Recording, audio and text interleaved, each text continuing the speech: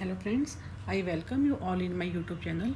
इस वीडियो में हम रिसर्च मेथड जो कि 5th मॉड्यूल है MPC 005 और MAPC फर्स्ट ईयर के स्टूडेंट्स के लिए जो इग्नू से एनरोल्ड है उसका हम ब्लॉक 2 पहले से ही कर रहे हैं। ब्लॉक 2 का हमने यूनिट 1 कंप्लीट कर लिया था और यूनिट 2 का भी हमने पार्ट 1 कंप्लीट किया था, जिसमें हमने फॉर्म्स ऑफ रिसर्च डिज़ाइन के बारे में पढ़ा था और एक्स पोस्ट फैक्टो रिसर्च क्या है और उसकी करेक्टरिस्टिक्स के बारे में डिटेल में पढ़ा था। इसके अलावा हमने differences between experimental and x post facto research के बारे में पढ़ा था।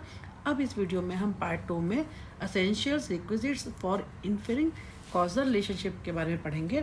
सबसे पहले इसमें क्या है कि हम क्योंकि कॉज एंड इफेक्ट रिलेशनशिप के स्टडी करते हैं किसी भी स्टडी में, तो सबसे पहले हमें क्या है इन सब चीज़ों का जो स्पेशली जो रिसर्चर है needs to take care of the following aspects, जैसे एसोसिएटिव वेरिएशन कि जो दो वेरिएबल है वो दोनों आपस में एक दूसरे से कितने एसोसिएटिव हैं, कितना उनका आपस में रिलेशन है, वो बहुत मैटर करता है। जो दो वेरिएबल है उनमें कोई ना कोई रिलेशन होना चाहिए। जैसे कि अगर हम एंग्जाइटी का जो है एंग्जाइटी डिसऑर्डर का हम इम्पैक्ट देखना चाहते हैं डिप्रेशन पे या मेंटल हेल्थ पे, तो उसमें एंग्जाइटी और मेंटल हेल्थ दोनों इंटर रिलेटेड है।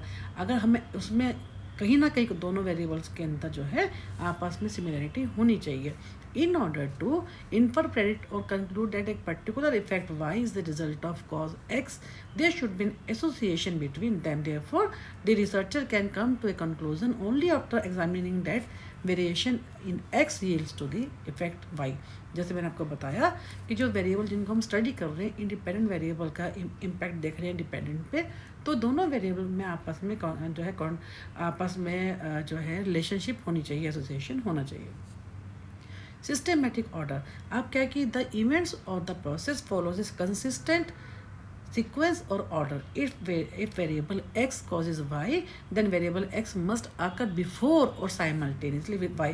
क्योंकि हमने y के ऊपर इम्पैक्ट देख रहे हैं x का, तो उस ऑब्वियसली जो है y पे तो इम्पैक्ट बाद में आएगा, पहले तो वो x जो वेरिएबल होगा वो उसका कॉज पहले आएगा, तो यानी x जो होगा वो y से पहले ही आएगा, तभी हम उसके ऊपर देख पाएंगे कि y के ऊपर क्या इम्पैक्ट आया है, ना कि उसके बाद आए।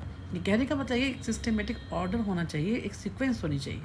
फिर एब्सेंस ऑफ अदर कॉजेज, इसमें क्या होता है the researcher should analyse each aspect of the causal relationship with full detail and find out the possible cause और रीजन और independent variable that has ultimately led to the effect action or event to occur. For example, etiology of cancer can be due to several factors.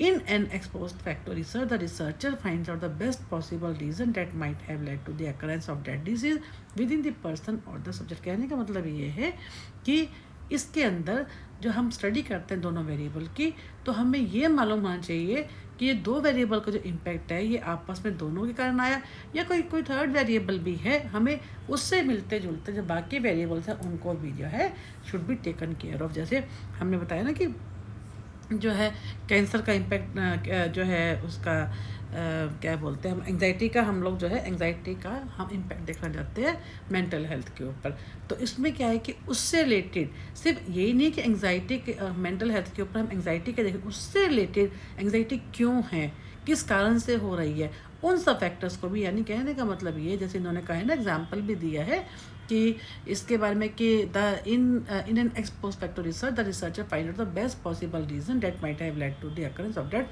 Disease with the, जैसे हमने cancer के बारे में इन्होंने कहा है ना कि किसी भी सिर्फ एक कारण नहीं है ना कि जो है इसलिए कि कैंसर हो रहा है, क्यों हो रहा है, कैसे हो रहा है, उसका लाइफस्टाइल है या जो भी पीछे उसकी कोई फैमिली हिस्ट्री है, उसका किस कारण से जो हो रहा है, इनको इससे मिलते हुए सिर्फ एक कारण नहीं, बाकी कारणों के ऊपर भी फोकस करना चाहिए। Next steps of x post facto. Steps क्या रहते हैं? सबसे पहले एक्स पोस्ट फैक्टो को कंडक्ट करने से पहले नंबर 1 पे क्या है, डिटरमिनिंग द प्रॉब्लम। कोई भी जो हम क्योंकि एक्स पोस्ट फैक्टो की बात कर रहे हैं जो कि हमारा क्या है, ये रिट्रोस्पेक्टिव है, जो जिसके हम इम्पैक्ट आ चुका है लेकिन हम कॉजेज देख रहे हैं। In an ex post facto research it is necessary for the researcher to focus on the problem that he or she needs to study. They not only need to find out the problem, they also need to determine, analyze and define the problem which they will be dealing with. ये जो step है defining the determining the problem, ये हर एक research का ही first step है। यहाँ सिर्फ ये ओनली एक्सपोज फैक्टर का है, बल्कि आप कोई भी इवन एक्सपेरिमेंटल डिज़ाइन भी लेते हैं, क्वासी एक्सपेरिमेंट भी लेते हैं, एक्सपोज फैक्टर लेते, कोई भी लेते हो, उन सब के अंदर फर्स्ट स्टेप यही आता है कि सबसे पहले हमारे को जो प्रॉब्लम होती है, हमने किसके ऊपर काम करना है, एरिया ऑफ स्टडी है, उसको मेन होता है कि हमें उसको सोचना होता है कि पहले हमने किस चीज़ के ऊपर प्रॉब्लम का जो हम किस चीज़ के ऊपर काम करना है। नेक्स्ट है लिटरेचर रिव्यू। एक बार हमने प्रॉब्लम को ले लिया, डिटरमिन कर लिया, उसके बाद उससे रिलेटेड जितना भी काम अब तक हुआ है उसके ऊपर उसको एक्सप्लोर करना चाहिए। उसको हम बोलते हैं ROL, लिटरेचर रिव्यू या review of literature. Before trying to predict the causal relationship, the researcher needs to study all the related और similar literature and relevant studies which may help in further analysis, prediction and conclusion of the causal relationship between the variables under our study.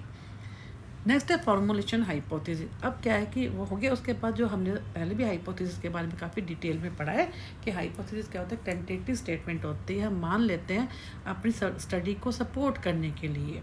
जैसे हमने कहा कि education, अगर हम बच्चों को जो है हेल्थ एजुकेशन या हाइजीन को लेके उसको एजुकेशन देंगे तो उनका हेल्थ होगी वो अच्छी हो जाएगी।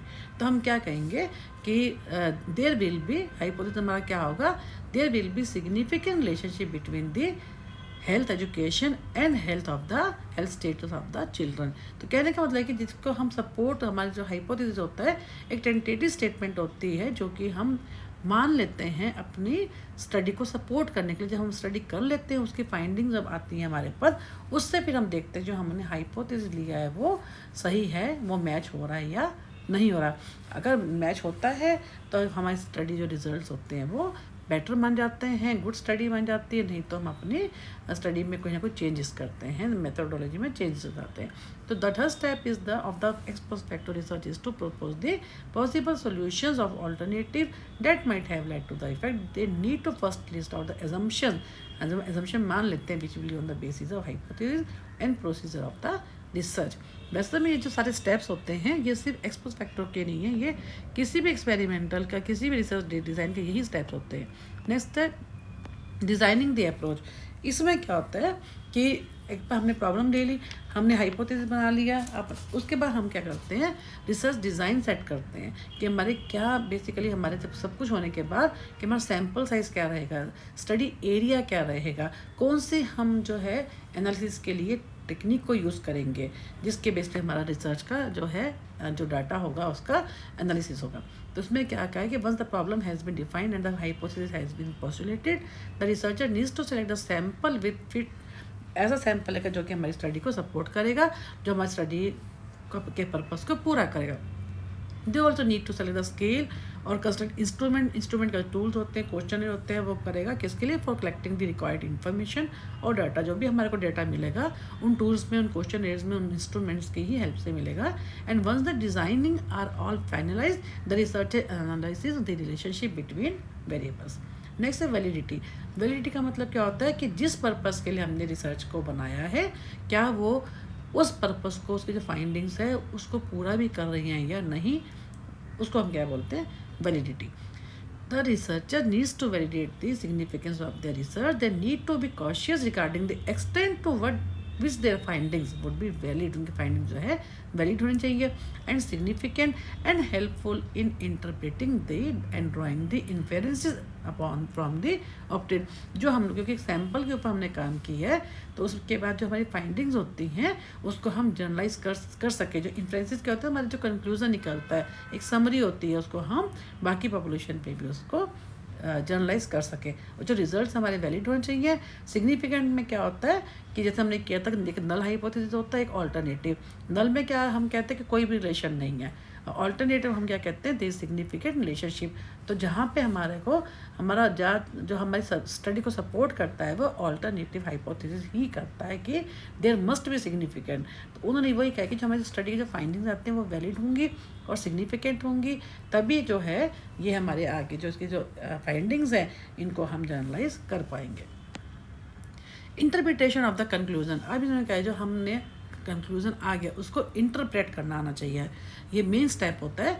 Finally the researcher needs to analyse evaluate and interpret the information collected, जो भी उसको इंफॉर्मेशन मिली है उसको वो इंटरप्रेट कर सके। It is on the basis of this step only the researcher select the best possible alternative of causes which might have, इसमें जैसे उन्होंने क्या क्या फर्स्ट स्टेप क्या दी है, the first step should be, जो हम रिजल्ट्स को लिखेंगे तो यस हम समरी भी करेंगे उसके अंदर, तो सबसे पहले क्या आएगा, पहले हम प्रॉब्लम को स्टेट करेंगे। देन सेकंड स्टेप में क्या आएगा, following this is the determination of the group to be investigated, जो हमने ग्रुप लेना है जिसके ऊपर स्टडी करनी है उसके बारे में बताएंगे। Two groups of the population that differ with regard to the variable should be selected in a proportional manner for the test sample, जो हमारा सैंपल साइज है उसी में से हमारे को जो है जिसके ऊपर हमने स्टडी करनी है उस ग्रुप को हमें उनको उसी में से लेना है। Then a third step, the next step refers to the process of collection of data का, जो जब हमने ग्रुप को सिलेक्ट कर लिया चाहे एक है चाहे दो हैं, उसके बाद हमने जो डाटा कैसे जो है इकट्ठा करना है उसका प्रोसेस जो है वो आ जाएगा, process of collection data. Techniques like questionnaire है, इंटरव्यू लिटरेचर है, are all use to collect the relevant information. Next step, fourth step. The last step is the interpretation of the findings and the results based on the conclusion. The hypothesis either accepted or rejected.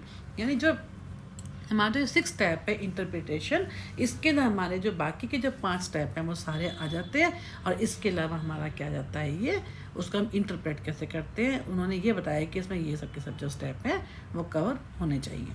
Next है strength and weaknesses, क्या होता है x post facto की, उसमें क्या होता है, strengths में क्या आता है कि it is considered as a very relevant method in those behavioural researches where the variables can not be manipulated और ऑल्टर्ड, यानी जहाँ पे ऐसे उनमें उन ये जो सबसे बड़ी इसकी जो, क्योंकि हम रिट्रोस्पेक्टिव की बात कर रहे हैं तो बिहेवियरल रिसर्चेस के अंदर ये बहुत ही इंपॉर्टेंट रहता है। इसमें बिहेवियरल डिसऑर्डर्स के बारे में, प्रॉब्लम के बारे में, जैसे मैंने कैंसर के बारे में बात की, तो इसलिए क्या है कि हम जहाँ पे क्योंकि हम इम्पैक्ट देख रहे हैं, इम्पैक्ट के बेस के ऊपर हम लोग कॉजेज़ को देख रहे हैं, तो बिहेवियरल रिसर्चेज में डायग्नोस्टिक पर्पस के अंदर इसका बहुत ज़रूरी होता है कि कोई भी प्रॉब्लम, कोई डिजीज़ होती है उसके लिए हम कैसे इसको यूज़ करते हैं।